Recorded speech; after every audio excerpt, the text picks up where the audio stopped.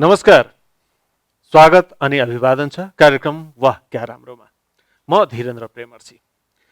जनता टेलिभिजनको साहित्यिक चौतारी यस वाह क्या राम्रोमा यहाँ सम्पूर्ण दर्शकहरूका सामु आज हामी कविताको क्षेत्रमा अलि फरक चिज भन्दा पनि कविता त कविता नै सुनाउँछौँ।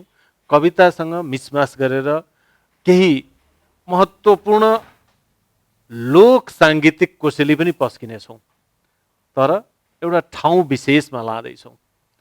त्यो ठाउँ विशेष विविध दृष्टिले महत्त्वपूर्ण छ, रुकुम। पछिल्लो समयमा रुकुम पूर्व र रुकुम पश्चिम भनेर दुईटा जिल्लामा विभक्त भएको रुकुम समग्रमा चाहिँ नै विविध दृष्टिले, सृजनात्मक दृष्टिले, प्राकृतिक दृष्टिले, कृषि उपजका दृष्टिकोणले, प्राकृतिक सौन्दर्यका दृष्टिले जुनसुकै कोणबाट हेर्दा पनि विशिष्ट छ।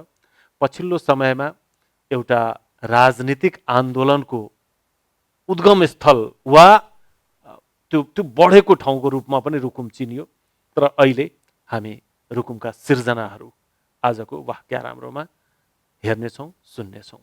र यस क्रममा रुकुमका चारजना स्रष्टाहरू हामी सामु हुनुहुन्छ। म उहाँहरूको परिचय गराउँछु। चन्द्रशेखर केसी, कवि। सर नमस्कार, म चन्द्रशेखर केसी, घर रुकुम। आज यस कार्यक्रममा निम्ति आउनु भएकोमा रुकुम पश्चिम है? हजुर, रुकुम पश्चिम सर, स्यार्पु ताल नजिकै। के गाउँ? मेरो चाहिँ डार्ने भन्छ, हजुर, दभन्दा अलिकति तल। म त्यही नजिकैको स्कुलमा पढेको हो, स्यार्पुतालमै। अब पौडी खेलेरै हुर्केको।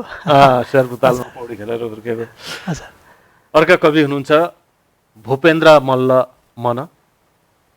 उहाँ चाहिँ अहिले सायद रुकुम पूर्वमा पर्नुहुन्छ। नमस्कार, म भूपेन्द्र मल्ल। मेरो जन्मभूमि रुकुम पश्चिम र कर्मभूमि रुकुम पूर्व र हाल म अहिले काठमाडौँमा छु। त्यसै गरी अर्का कवि हुनुहुन्छ पूर्ण ओली। नमस्कार, म पूर्ण ओली। घर मेरो रुकुम पश्चिम हो। अहिले सरकारी डिग्रीको सिलसिलामा काठमाडौँमा बसिरहेको छु। र अर्का कवि हुनुहुन्छ सृजना शर्मा। नमस्कार, म सृजना शर्मा।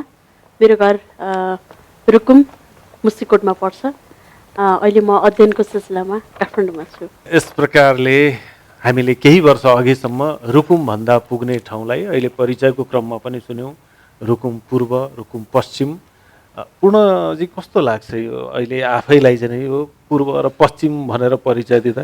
म त रुकुम एकमुष्ट रूपमा रुकुम भन्ने बित्तिकै पूर्व होस् वा पश्चिम होस्, अहिले पनि एउटै रुकुम भन्न मन लाग्छ।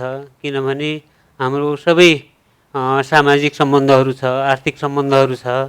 सबै सम्बन्धहरू यति निकट भइरहेका छ कि पूर्व र पश्चिम भनेर छुट्याउन त्यति मलाई उपयुक्त लाग्दैन। म त भन्दाखेरि पनि रुकुम मात्रै भन्छु, पूर्व पश्चिम भनेर भन्दैन। हो, त्यसमा पनि अहिले त प्रदेशका रूपमा पनि दुई छुट्टा छुट्टै प्रदेश, रुकुम पूर्व भनेपछि लुम्बिनी प्रदेश र रुकुम पश्चिम भनेपछि कर्णाली प्रदेश। ओहो, त्यही रुकुम पुगिएछ, कहाँ कर्णाली पुगेर आएको भन्ने चाहिँ नै एउटा हुँदो रहेछ। र भर्खरै एउटा साहित्यिक कार्यक्रमको सिलसिलामा मैले पनि त्यो विशिष्ट ठाउँ, त्यो विशिष्ट माटोलाई टेक्ने, स्पर्श गर्ने अवसर पाएको थिएँ। र यसले गर्दा आज मलाई रुकुमेली कविहरूका बीच बसेर यसरी वाह क्या राम्रोमा कविता श्रवण गर्ने र यहाँहरू सामु प्रस्तुत गर्ने जुन अवसर मिलेको छ, मलाई खुसी लागेको छ। र सृजनाको यात्रा सुरु गरौँ सृजनाजीबाट। सृजना शर्मा बहुआयामिक व्यक्तित्व हुनुहुन्छ, रेडियो कर्मी पनि हुनुहुन्छ, गाउनुहुन्छ, कविता लेख्नुहुन्छ, समग्रमा साहित्यमा जोडिएर अगाडि बढिराख्नु भएको छ। मैले थाहा पाएको यति कुरा हो।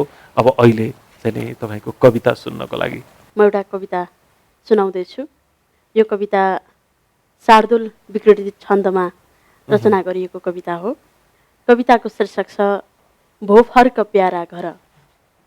बाँझो खेत भयो अनाज घरमा, पस्दैन मान्छे नभई, बाँझो खेत भयो अनाज घरमा, पस्दैन मान्छे नभई, खाडीको श्रम सिपले दिनहरू बित्लान् र के पो सधैँ। साँच्चै के घरबारको मनभरि लाग्दैन माया कबै, माया सागर उर्लिँदो छ दिलमा, छैनौ तिमी नै सँगै। भो चाहिन्न चुरा हिरा र गहना, चाहिन्न साडी नयाँ, भोला उन्न घडी विदेशतिरको, चाहिन्न केही नयाँ। च्याख्ला गुन्द्रुक सिस्नु सागर ढिँडो, औधी मिठो लाग्दछ, छैनौ साथ तिमी भनी दिनै निद्रा छुदा भाग्दछ। मिठो मिठो। फर्के बाकसमा निकै तर सदा तिम्रो सुरक्षा रहोस्, तिम्रो सिप कला र मेहनतले हाम्रो धरा चम्कियोस्। पैसाकै पछि दौडदै कति यहाँ मान्छे भए दास झैँ, फर्कन्छौ कहिले तिमी हृदयमा, भो यति धोको सधैँ।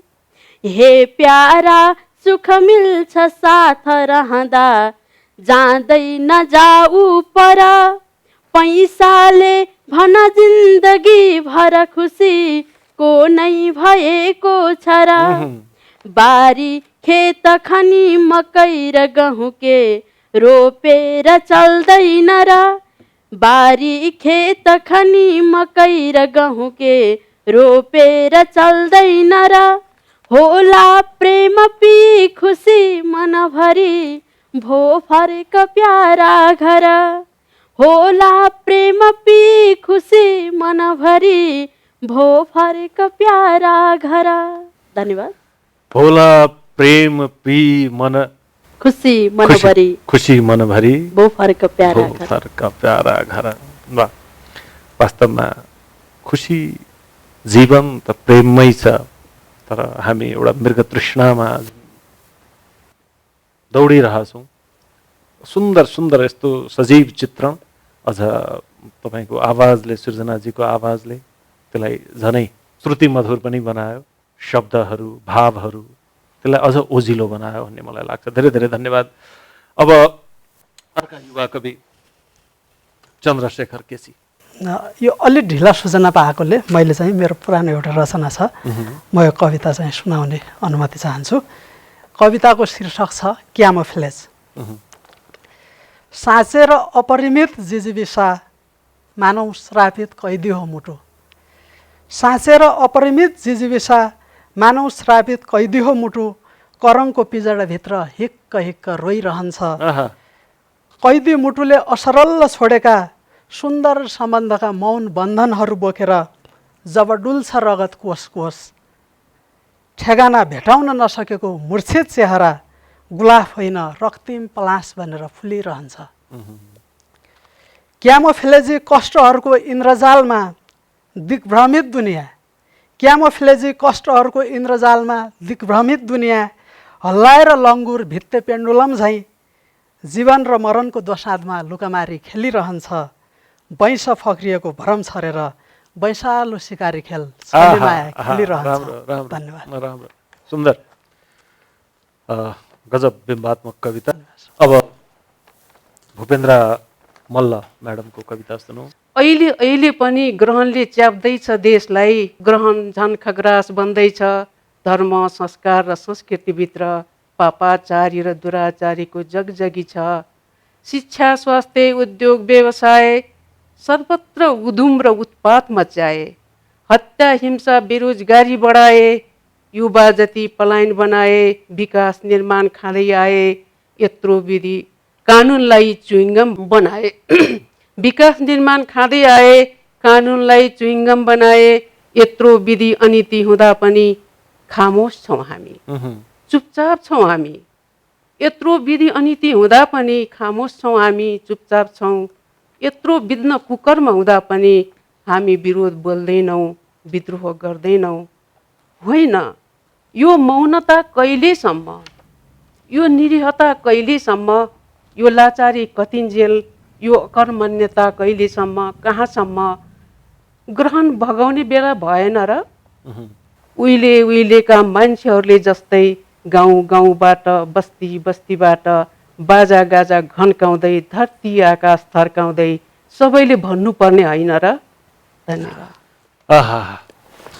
देशको परिस्थितिप्रतिको एउटा चिन्ता, ग्रहण जुन अनवरत श्रृङ्खलाको रूपमा चलिआएको छ। अब हामी पूर्ण सर कहाँ आउँदैछौँ। पूर्ण ओली बडा शान्त भावले, एकनिष्ठ भावले अनेक कामहरू गरिराख्ने एकजना व्यक्तित्व। उहाँ निजामती सेवामा पनि हुनुहुन्छ। त्यो बेग्लै बाटो हो।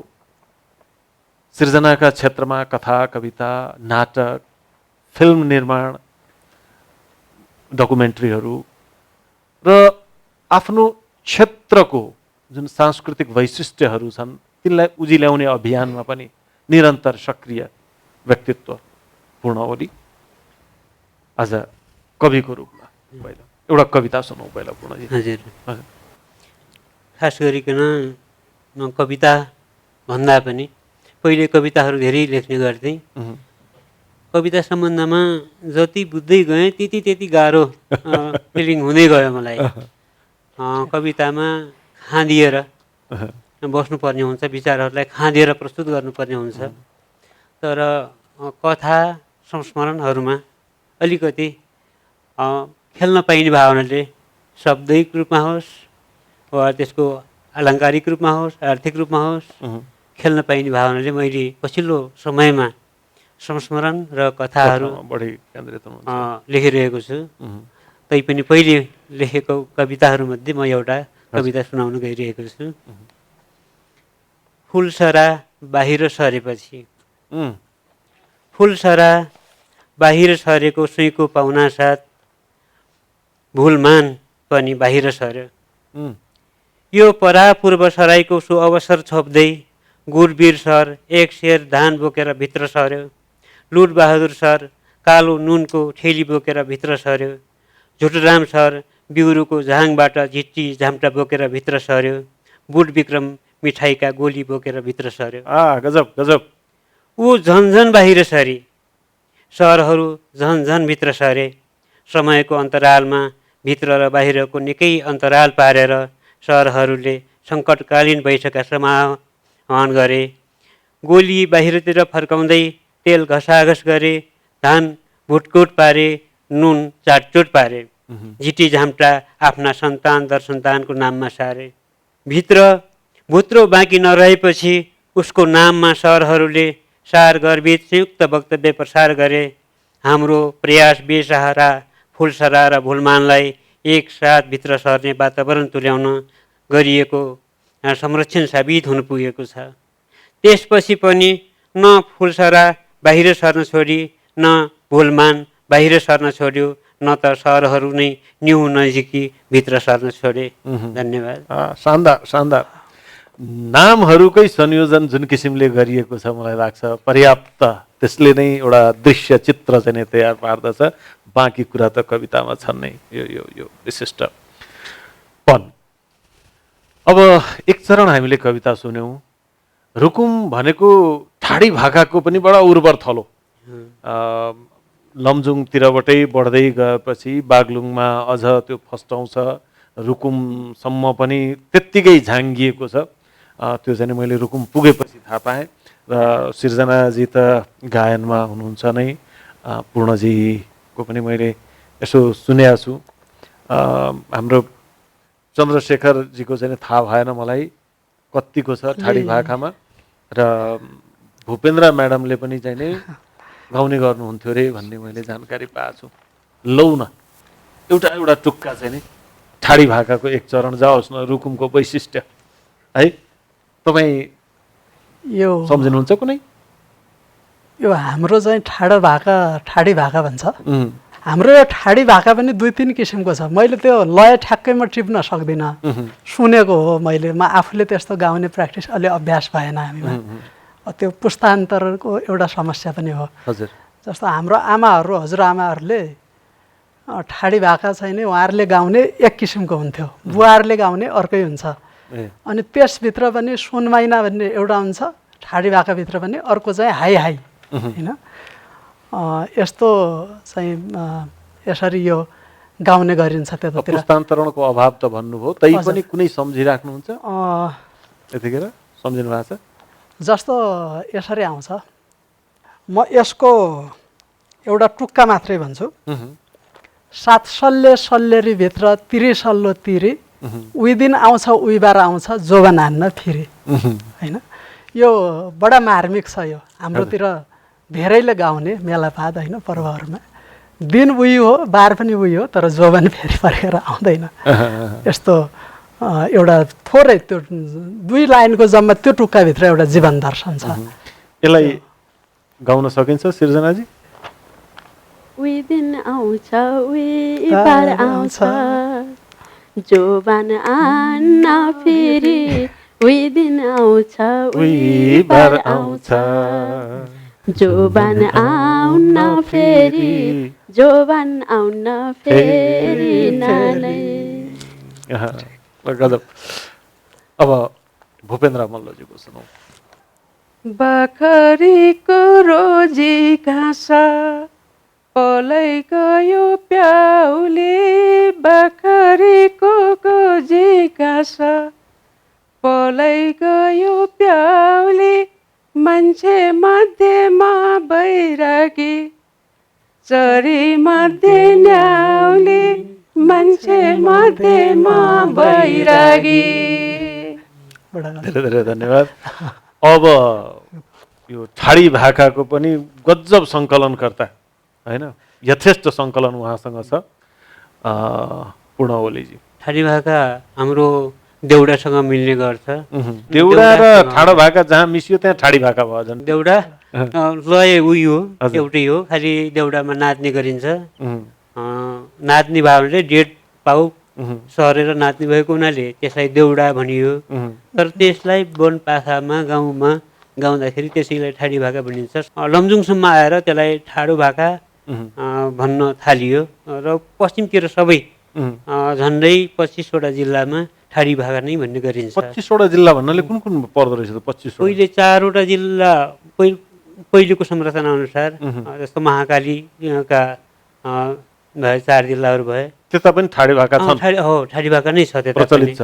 त्यसपछि पहिलेको मध्यपश्चिमाञ्चल, त्यसपछि 5 जिल्ला सेती अञ्चलको भयो। त्यसपछि पहिलेको मध्यपश्चिमाञ्चल जिल्लाका जुन कर्णाली, भेरी, राप्ती छन्, तिनी 15 जिल्लाहरू भए। त्यसपछि 15 जिल्ला र अहिले भनौँ अहिले लमजुङको कुरा आयो सहित 25 जिल्ला भए। एउटा वनपाखामा गाइने एउटा गीत गाउँदैछु। वर्षा नदी सरओर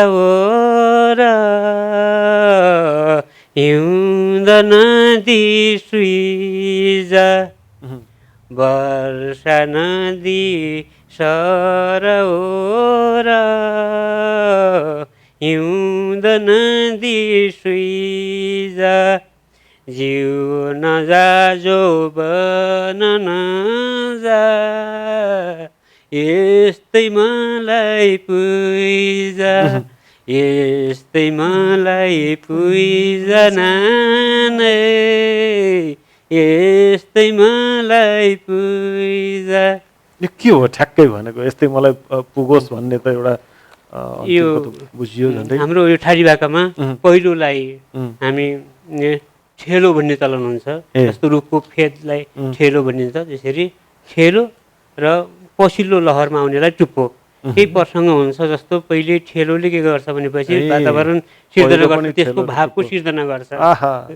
जस्तो वर्षामा एकदमै नदी सरओर हुन्छ, एकदमै नदी उम्लेको हुन्छ, भेल आएको हुन्छ, अनि वरपर पुरै किनारा ढाकेको हुन्छ। तर जब त्यो हिउँद आउँछ त्यस बेला त्यो पुरै सुकिहाल्छ।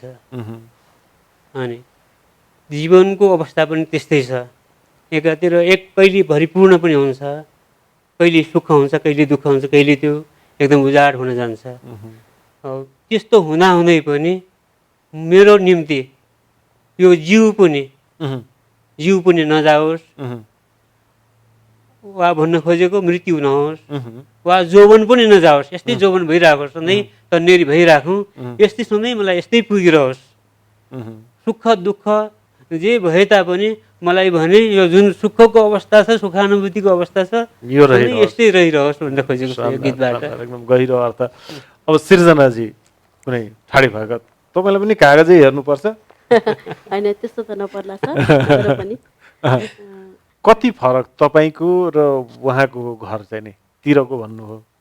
धेरै फरक त होइन, अलिकति केही दुरीको उसमा पनि फरक लय। हिँडेर जाँदा 1 घन्टा जतिको फरक हो? 1 घन्टा 1.5 घन्टा जतिको फरकको हो। हाम्रोतिर बिचबिचमा हाई भनेर त्यसरी पनि गाउने गर्छन्, म केही कोसिस गर्छु। हजुर। केचरीले खोरै लायो हाय हाय, लेखा हुइती हुइती, लेखा हुइती हुइती, भेड भए बारमा सही हो जान हो कैती कैती, भेड भए बारमा सही हो जान हो कैती कैती, भेड भए बारमा सही हो जान हो कैती कैती। गजब, कस्तो मिठो। ठाडी भाका चाहिँ नि अब यो देउडासँग जोडिएको ठाउँ भन्नुभयो। अब मलाई चाहिँ नि अलिकति अब ठाडी भाका त मैले जाने छैन, तर अब तराईको मिथिलाको मान्छे अलिकति देउडा चाहिँ नि एक लाइन म पनि सुनाइदिन्छु योसँग जोडेर। रिङ्दा रिङ्दै घुम्दा घुम्दै थाडा गम्था चिमा डुङ्ग्री सेरिया, जोवन बाई जाँदो छ रूप से मेरिया, मनको भन्ने नभइकन थाडा गम्था चिमा डुङ्ग्री सेरिया, कालले लैजाँदो छ रूप से मेरिया, कर्णालीको ढुङ्गे बाटो थाडा गम्था चिमा डुङ्ग्री सेरिया, बाइजाउँ कठैभरि रूप से मेरिया, सुख छन् सपना सरी थाडा गम्था चिमा डुङ्ग्री सेरिया, दुःख जीवनभरि रूप से मेरिया, दुःख जीवनभरि रूप से मेरिया। त यो ठाडी भाकासँग कर्णालीको देउडाको एउटा सानो टुक्रा। यो माहौल यही विश्राम दिउँ, फेरि हामी कविता यात्रालाई अगाडि बढाउँ। र मलाई लाग्छ यो चरण नै सायद हाम्रो सिर्जना प्रस्तुतिको अन्तिम होला। चन्द्रशेखरजीकै सुनौ कविता। कविताको शीर्षक छ समयको पोस्टमार्टम रिपोर्ट। मिठो, शीर्षकै मिठो। आफ्नै अनुउद्भवको मुहान खोज्न अतीततिर दौडिएको हिक्सको जेब घडीको समय र देव मनुष्यको जोखाना हेर्न सुदूर भविष्यतिर लम्किरहेको हरारीको समयबीच मिलन बिन्दु खोज्नु रहेछ जिन्दगी। मिठो। आफ्नै अनुउद्भवको मुहान खोज्न अतीततिर दौडिरहेको हिक्सको जेबघडीको समय र देव मनुष्यको जोखाना हेर्न सुदूर भविष्यतिर लम्किरहेको हरारीको समयबीच मिलन बिन्दु खोज्नु रहेछ जिन्दगी। हामी भने माकुरा माउसुली र मुसाहरूको लोरी लयमा पाली मारी अल्छीको कोक्रोमा निदाइरह्यौँ। साइबेरियाको हिउँ मुनि जमेको म्यामथ झैँ हामीले जिएको जट मुर्दा समय कुनै दिन भूगर्भविदले उत्खनन गरेछ भने निष्कर्ष प्रतिवेदन लेख्नेछ। पश्चिम क्षितिजमा बिलाएको घाम हर बिहान पूर्वी क्षितिज उघारी आएथ्यो। गौँथले डाँडोमा डुबेको जुन हर साँझ भदाले लेकमा फेरि उदाएथ्यो। उदाउनु र अस्ताउनुको घनचक्करमा रङ्गीन जिन्दगी जिउँदा जिउँदै विस्मृतिको मुर्दाघाटमा समेटिएर आफ्नै रहरको राज्यबाट मेटिएथे यिनीहरू। धन्यवाद। कस्तो मिठो शानदार कविता। हजुर धन्यवाद कविताका लागि चन्द्रशेखर केसीजीलाई। र अब सिर्जना शर्माको कविता सुनौ। अब के सुनाउनुहुन्छ? सृजनाजी प्राय छन्दमै लेख्नुहुन्छ तपाईँ? हजुर, म छन्दमै लेख्छु सर। आहा। भन्नाले छन्दमा चाहिँ नि कविता होइन भन्ने किसिमको धारणा अहिलेसम्म पनि पाइराखिएको छ, के होला यो? यो हाम्रो देवी नेपाल सरले पनि यस्तै खालको अनुभव सुनाउनु भएको थियो। मतलब छैन। विशेष विधानपूर्वक कुनै कुरा आयो कि त्यसमा एउटा एक खाले ट्याग लगाइदिने त्यो एउटा परिपाटी चाहिँ नि विकसित त्यो भएको छ त्यो है? परिपाटी एकदमै नराम्रो हो जस्तो लाग्छ। किनभने अहिले त सबै हामी समुदायमा सबै खालका जसरी विविधता छ, जातीय विविधता होला, सबै खालका मानिसहरूले छन्दमा कविता लेखिराख्नु भएको छ। अहिले पछिल्लो चरणमा छन्दमा कविता लेख्ने क्रम अत्यन्तै बढ्दै गइराखेको पनि छ। त्यसलाई गोपाल कविता प्रसाद भनिन्थ्यो। रिमालबाट गद्य कविताको सुरुवात भयो। त्यसपछि गद्य कविता पनि अत्यन्तै उत्कृष्ट गद्य कविताहरू पनि आइराखेका छन् र छन्द कविताहरू पनि सँगसँगै आइराखेका छन्। यसो कवि भनेपछि म त छन्दमा लेख्नेलाई बोलाइन भन्ने किसिमको हजुर, कुरा आयो क्या? हजुर, हजुर। त्यस्तो बुझाइमा यस किसिमको पनि धारणा छ, हजुर। तर मात्रै एउटा तपाईँको दृष्टिकोण चाहिँ ठिक मैले छ बुझ्न सर, चाहेको ठिक थिएँ। छ। अनुभव सुनाउनु भयो, हजुर। एउटा कविता सुनाउ। छन्दमै लेखेका केही 2-4वटा मुक्तकहरू सुनाउँछु। हजुर। यो चाहिँ पञ्चचामरमा लेखिएको छ नेपाली छन्दको। झुमेर भन्दछन् यहाँ शराबमा छ जिन्दगी, बाबा झुमेर भन्दछन् यहाँ शराबमा छ जिन्दगी, नदी बनेर उर्लिने बहावमा छ जिन्दगी, ढुकेर बस्दछन् सधैँ कुपात्र चोक चोकमा, झुमेर भन्दछन् यहाँ शराबमा छ जिन्दगी, नदी बनेर उर्लिने बहावमा छ जिन्दगी, ढुकेर बस्दछन् सधैँ कुपात्र चोक चोकमा, छ हिँड्नु तीक्ष्ण धारको प्रभावमा छ जिन्दगी, छ हिँड्नु तीक्ष्ण धारको प्रभावमा छ जिन्दगी।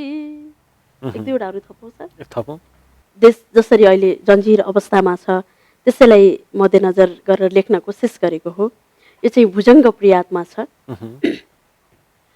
छछाती दुखेको छुँदा देश मेरो, छछाती दुखेको छुँदा देश मेरो, यहाँ आज एक्लै हुँदा देश मेरो, फटाहार जाली बढे विघ्न लाउन, छछाती दुखेको छुँदा देश मेरो, यहाँ आज एक्लै हुँदा देश मेरो, फटाहार जाली बढे विघ्न लाउन, महासु कसोरी रुँदा देश मेरो, महासु कसोरी रुँदा देश मेरो। धन्यवाद। धन्यवाद, शानदार। अब भूपेन्द्र मल्ल म्याडमको चाहिँ हजुर, कविता म यो आमा बिरामी छिन् भन्ने कविताको शीर्षक छ मेरो यो। हजुर। म कविता वाचनमै गएँ। आमा फेरि बिरामी छिन्, आमा फेरि बिरामी छिन्, ज्वरो छ उठ्नै सक्दिनन्, दम छ खोक्नै सक्दिनन्, न अनुहारमा कान्ति छ न आत्मामा शान्ति छ, बडो बेचैन छिन् आमा, रुग्न छिन् रोग बस्यो कि, जीर्ण छिन् शोक पस्यो कि, त्यसैले कविता आमाको जाँच गर, आँखा खोल्न भन, जिब्रो तान्न लगाऊ, डिग्री लगाऊ, प्रेसर नाप, स्टेथेस्कोपले सुना आमालाई, अनि लेख कविता तिम्रो डायरीमा, हिस्ट्रीमा र प्रिस्क्रिप्सनमा। सुकिला मुकिला कि आमा, मैला धैला कि आमा, मस्ती गर्ने कि आमा, शास्ति भोग्ने कि आमा, पारिवारिक विग्रहले पो भत्किन् कि, अपहेलनाहरूले पो पिरोलिन् कि, दुर्व्यवहारमा पो पिल्सिन् कि, पत्थरी बढ्यो कि, सुगर बढ्यो कि, अल्सर बढ्यो कि, प्रेसर बढ्यो कि, हृदयाघात हुन सक्छ आमालाई, पक्षाघात हुन सक्छ आमालाई, त्यसैले कविता आमाको शीघ्र जाँच गर, मुटुको एक्सरे गर, रगत कल्चर गर्न लगाऊ, डिग्री लगाऊ, प्रेसर नाप, स्टेथेस्कोपले सुन आमालाई, अनि लेख कविता तिम्रो डायरीमा, हिस्ट्रीमा र प्रेस्क्रिप्सनमा। कहिले पानी भन्छन्, कहिले नानी भन्छन्, होस बेहोसमै बरबराउँछिन्, टाउको थिचियो, खुट्टा कुजियो, धुरी फाट्नै लाग्यो, छाना चुहियो, काल्ना भत्किए, साँध मिचियो, भन्छन् स्वाभिमान च्याप्पिन्छ कि, अस्मिता च्यातिन्छ कि, भाइ फुट्छन् कि, गँवार लुट्छन् कि। उनको मनमा सन्तास छ, हताशा छ, आशंका छ, गहिरो चिन्ता छ। त्यसैले कविता आमाको तुरुन्त जाँच गर, मनको एक्सरे गर, आँसु कल्चर गर्न लगाऊ, डिग्री लगाऊ, प्रेसर नाप, स्टेथेस्कोपले सुन आमालाई, अनि लेख कविता तिम्रो डायरीमा, हिस्ट्रीमा र प्रेस्क्रिप्सनमा। आमाका अपेक्षाहरू लेखिदेऊ, भावना र कामनाहरू लेखिदेऊ, आमाका सपनाहरू लेखिदेऊ, ममत्व र वात्सल्य लेखिदेऊ, आमाको महिमा र महत्त्व लेखिदेऊ, अनि लेखिदेऊ आमाका अधम सन्ततिहरूलाई। अलि ठुलो अक्षरमा लेखिदेऊ कविता, जननी जन्मभूमिश्च स्वर्गादपि गरिएछ। धन्यवाद। सुन्दर। आमाको आँसुको कल्चर गर्ने कविता, कस्तो मिठो। अब हामी सृजनाको प्राय अन्तिममा आइपुगेका छौँ। पूर्ण ओलीजी। पञ्चसामर छन्दमा हजुर लेखेको यो कविता छ। म गीत गुनगुनाउँदै पहाड देखिधाउँछु, हरेक जीव जन्तुको म भोक प्यास मिटाउँछु। नछेक मार्ग भाइ हो, समुद्रसम्म पुग्नु छ, बनेर बाफ मेघको हिमाल शिर चुम्नु छ। सदैव साथ देखिने दुवै किनारा यार हुन्, म भेट्न खोज्छु सर्वदा समुद्र जीपी यार हुन्। पहाड मातृभूमि हुन्, पिता त सूर्य बादल, कहाँ रहन्छ सृष्टि यो बिना रवि बिना जल। समस्त लेख फाँटमा सदा बहार ल्याउँछु, म रिस राग धाकको अज्ञानता चिस्याउँछु। ज्वरो चढे निधारमा मुसा कुदे अभावको, निभाइदिन्छु अग्नि त्यो म रोक भोक शोकको। करोड टन घुमाउँदै म बत्ती बाल्न सक्दछु, पहाड खिची सृष्टि नै समाप्त पार्न सक्दछु।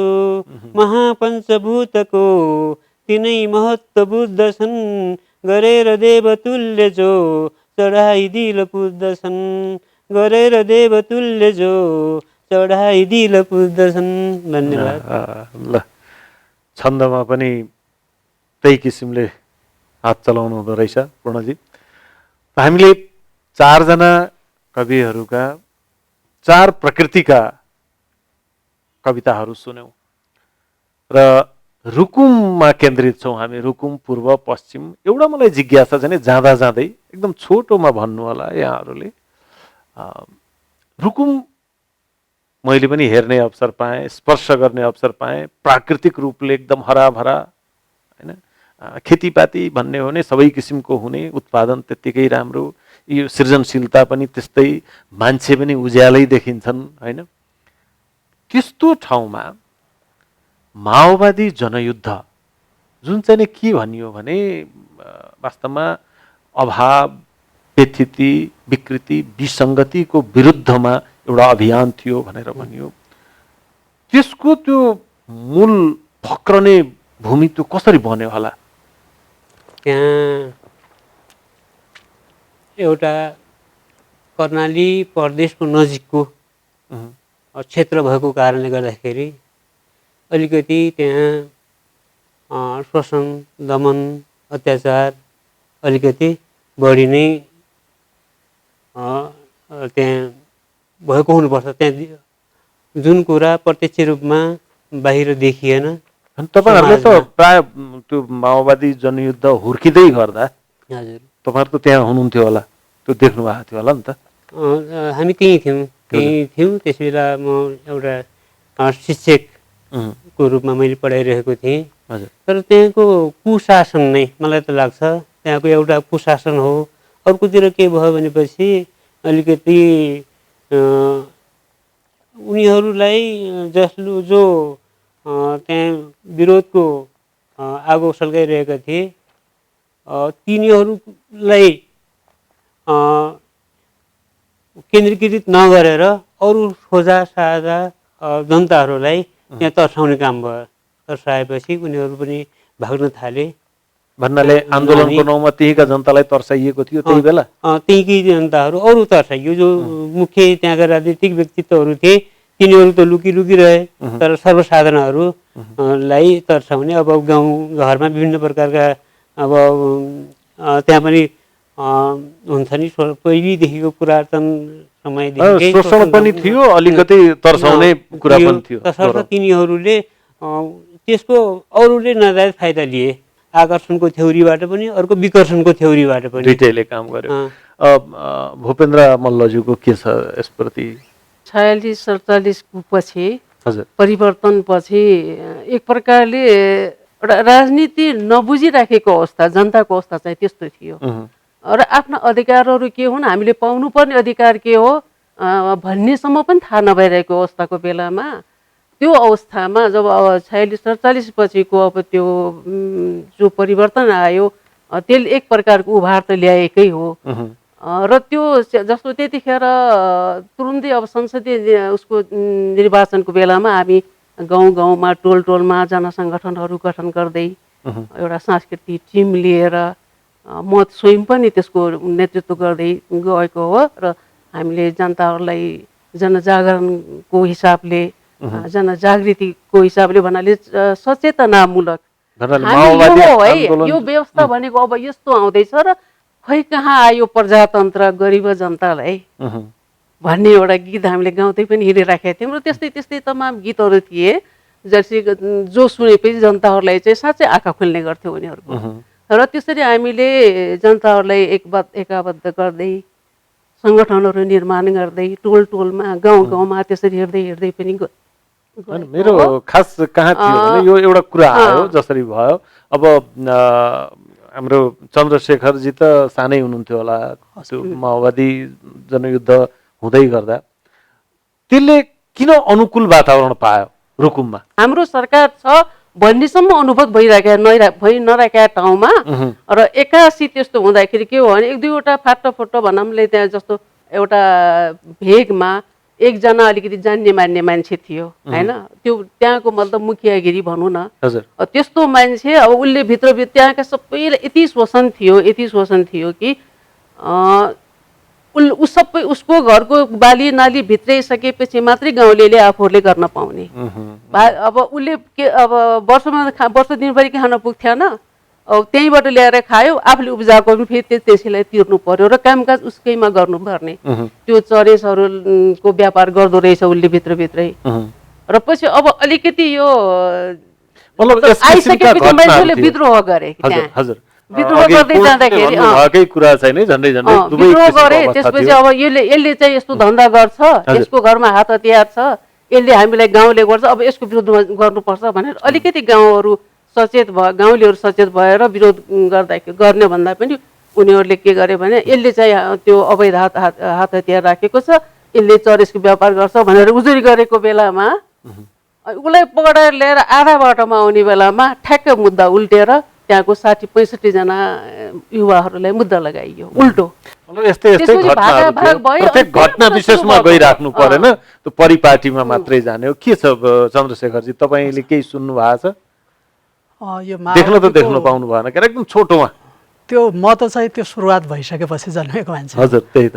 तर पनि एउटा के हो भने जस्तो सर र म्याडमकै कुरामा लगभग त्यसमा त्यो एउटा घटना विशेषको कुरा भयो।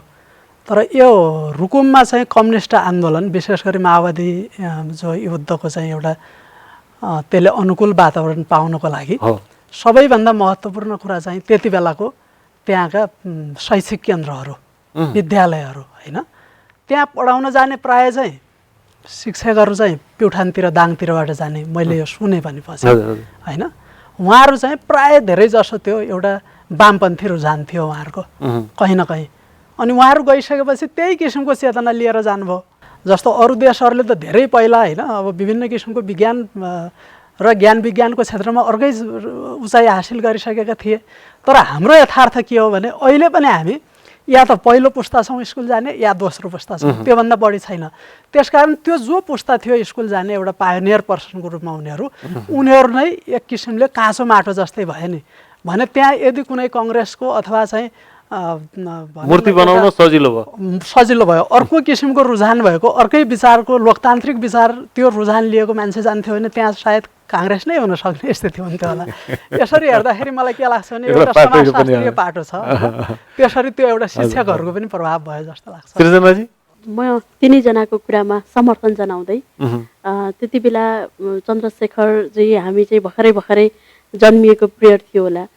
पछि हामी 54-55तिर त्यति बेलामा अलिअलि स्कुल जाने चाहिँ 56तिर 57तिर स्कुल जाने भइसकेका थियौँ। त्यति बेला मेरो घर छेउैमा रहेको विद्यालय जहाँ म 1-2 क्लास पढिराखेको थिएँ, मेरो अगाडिका दाईहरू चाहिँ अलि माथिल्लो लेभलमा पढिराख्नु भएको थियो। त्यति बेलाको विद्रोही पक्ष माओवादीले हाम्रो विद्यालयमा बम हान्यो त्यहाँबाट, अनि हाम्रो विद्यालय पूर्ण रूपमा ध्वस्त भयो। त्यति बेला हाम्रो पढाइ एकदमै अन्यल भएको थियो, कति समयसम्म हामी विद्यालय पनि जान सकेनौँ। जस्तो रुकुम अलि विकट, त्यति बेला त्यहाँ सरकारको आँखा परि नसकेको, दूरदराज पनि पर्यो, त्यसकारण पनि सरकारको पहुँच गतिलोसँग नभएको, त्यसकारण पनि उहाँहरूलाई सङ्गठन गर्न त्यहाँ चाहिँ सङ्गठन गर्न जनताहरूलाई जागरुक बनाउन, आफ्नो आन्दोलनमा सहभागी गराउनका लागि र त्यो ठाउँमा अलिकति पढे नलेखेको मानिसहरू पनि उनीहरूलाई त्यसरी आफ्नो समूहमा सम्बद्ध गराउन, त्यहाँ चाहिँ दूरदराजबाट आन्दोलन सुरु गर्न पनि सहज लागेर त्यो ठाउँमा चाहिँ त्यसरी आन्दोलनको सुरुवात भएको हो कि जस्तो मलाई लाग्छ सर। हजुर, चारैजनाको कुरा एकै ठाउँ आयो झन्डै र विभिन्न कारणहरू पनि। एउटा मैथिलीमा उखान छ कि किछ लोहो के दोख किछ लोहारो के दोख। फलामको कुनै संरचना यदि बिग्रियो भने फलाममै पनि केही त्रुटि थियो र फलाम कुट्नेमा पनि केही त्रुटि थियो, जसले गर्दा त्यो जे भयो भयो। अब त्यो राम्रो भयो नराम्रो भयो, अहिले देशमा त्यसले थुप्रो उथलपुथल ल्यायो, फरक वातावरण बनायो। तर रुकुमलाई हेर्दा चाहिँ नि वास्तवमा त्यस्ता त्यो जनयुद्धका घाउहरूले धेरै पीडा भयो जस्तो चाहिँ नि अहिले चाहिँ देखिन्न। रुकुम नवनिर्माणको बाटोमा, अगाडि हिँड्ने बाटोमा चाहिँ नि बडा द्रुतर गतिले बढिरहेको देखिन्छ। मलाई लाग्छ कहिलेकाहीँ नवघर उठे पुरान घर खसे भनेर भन्छन्। नयाँ घर बन्न थाल्दा पुराना घरहरू भत्किन्छन् र त्यो चाहिँ नि हुँदो रहेछ। र आज कविताका साथसाथै त्यो उर्वर ठाउँका यी विशिष्ट कवि व्यक्तित्वहरूले आफ्ना विचारहरू पनि राख्नुभयो। यसका लागि चारैजना चन्द्रशेखर केसी, भूपेन्द्र मल्ल मन, पूर्ण ओली र सृजना शर्मा, चारै कविजीहरूलाई धेरै धेरै धन्यवाद भन्दै कार्यक्रम वाह क्या राम्रोबाट बिदा लिन्छौँ। नमस्कार।